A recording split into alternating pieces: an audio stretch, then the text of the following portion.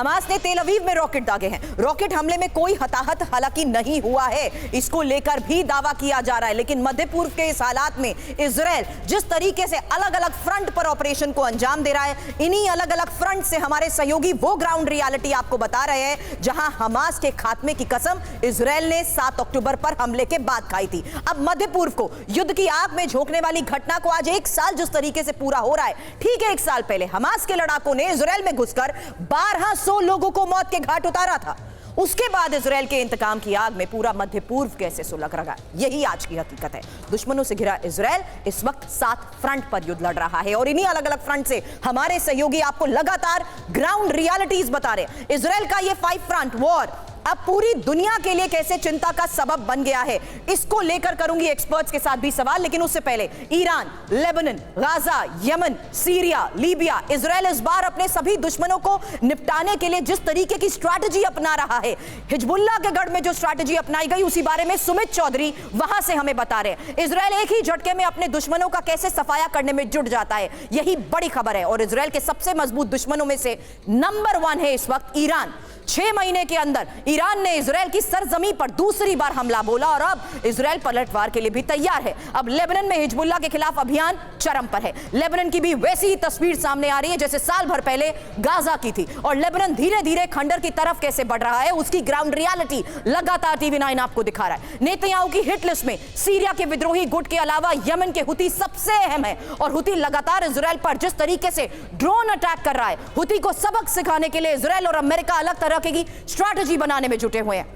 Israel Libya में मौजूद Hezbollah लड़ाके और इराक के रेसिस्टेंस फोर्स पर भी लगातार हमलों को अंजाम दे रहा है। अब मिसाइलों के जरिए इजराइल लीबिया, इराक में मौजूद दुश्मनों को कैसे ठिकाने लगा रहा है और इजराइल का यही आक्रामक रवैया अमेरिका के लिए क्या अब सिरदर्द बन चुका है, इस बारे में एक्सपर्ट से भी करूंगी सवाल। क्योंकि रविंदर सचदेव सर इस वक्त फॉरेन एक्सपर्ट मुझे ज्वाइन कर चुके हैं और स्टूडियो में colonel retired Shailendra Singh defence expert के तौर पर इस वक्त हमें ज्वाइन कर चुके हैं। सर मैं आप दोनों से सवाल करूं उससे पहले एक बार फिर से मैं सुमित का रुख करना चाहूंगी क्योंकि वो उस वॉर फ्रंट में मौजूद है जहां वो खुद विटनेस कर चुके हैं कि किस तरीके की स्ट्रैटेजी के तहत हमास के खात्मे की इजराइल ने कोशिश की। आज की हकीकत सुमित आप बता चुके हैं, लेकिन हमास का खात्मा और हमास की यह चुनौती क्या अभी भी सिरदर्द इजराइल के लिए बनी हुई है कि खंडर में तब्दील हो चुकी इमारतों में भी वो छुपकर लगातार इजराइल का मुकाबला कर रहे हैं?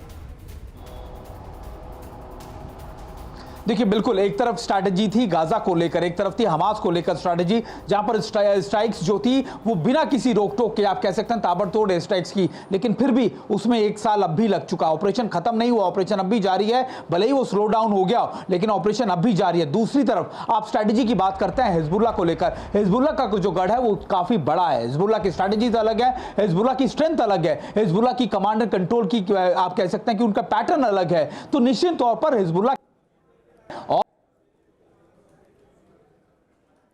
अंडर्स को मार गिराया हो, कंसोलिडेट है, अब भी मजबूत है और इजराइल ये जानता है। इजराइल ने, आपको याद होगा कि ऑपरेशन स्टार्ट किया, ग्राउंड ऑपरेशन, तो खुद को कई कैजुअलिटीज का सामना करना पड़ा और ऐसा है क्योंकि अभी भी हिजबुल्लाह का जो मोराल है वो इस तरीके इस बात को लेकर हाई है कि ग्राउंड फोर्सेस की जब बात आएगी,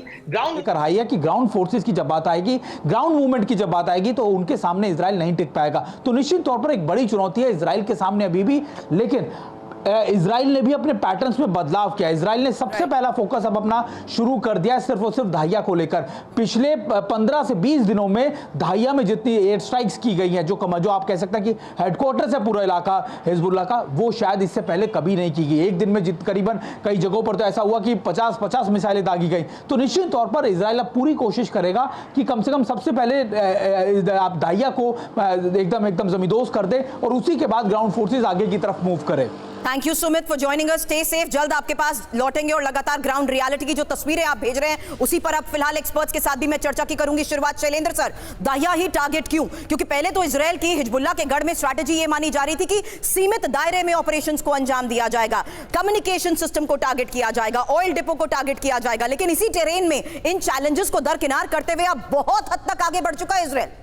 जय हिंद, नमस्कार। देखिए, ये पहली बार हुआ है कि इजराइल ने लेबनान के नॉर्थ में जाकर पैलेस्टीनियन कैंप पर, रिफ्यूजी कैंप के ऊपर अटैक किया है। इससे पहले कभी नहीं किया। Right sir. सबसे बड़ी बात यह है कि इस पूरी स्ट्रैटेजी में एक चेंज इजराइल लाया है, क्योंकि इजराइल ने देखा कि हमास लड़ाई जब गाजा में लड़ रहा था तो वो ज़्यादा डिफिकल्ट क्यों हुई, क्योंकि वो स्ट्रीट टू स्ट्रीट लड़ रहा था, वो एक तरीके से फिजिकल फाइट्स के अंदर पड़ रहा था। इस बार जो उन्होंने अपनी स्ट्रैटेजी में चेंज लाया है कि हिजबुल्लाह का जो टॉप लीडरशिप है, कमांड एंड कंट्रोल सेंटर है, कम्युनिकेशन सेंटर है, इनको इस हद तक डिग्रेड और डिस्ट्रॉय करिए कि नीचे के काडर में खलबली मच जाए।